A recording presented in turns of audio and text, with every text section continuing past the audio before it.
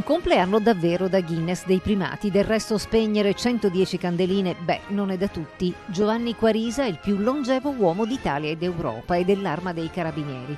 Stamattina a rendergli omaggio nella sua abitazione di via Don Bosco a Bassano c'erano tutti, dal generale di divisione Giuseppe Lagala, comandante della Legione Carabinieri del Veneto, il comandante provinciale colonnello Alberto Santini, il comandante della compagnia di Bassano Adriano Castellari in partenza per Salerno, il comandante della stazione di Bassano Vito Sitran e i rappresentanti dell'Arma in congedo Romano Italo Bettiati e Rosario Tucci. Anche il governatore del Veneto Luca Zaia ha mandato i suoi saluti. Si è morto tutta la regione, e adesso cosa c'è qui dentro adesso?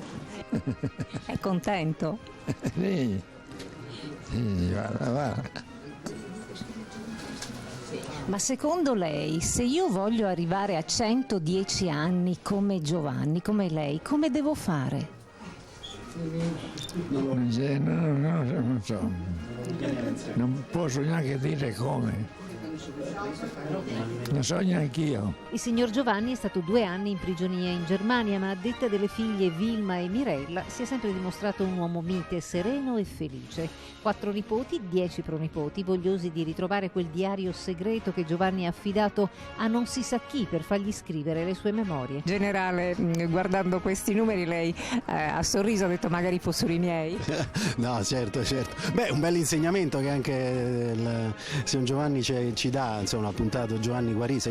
Mi fa piacere anche ricordare il grado e la sua appartenenza all'Arma anche a così distanza di tempo. È una bellissima testimonianza di amore verso l'istituzione e quello che l'istituzione rappresenta in Italia, cioè quindi il compito che l'istituzione ha da ormai oltre due secoli. Il signor Giovanni ha fatto gran parte di questi secoli, l'ha vissuti.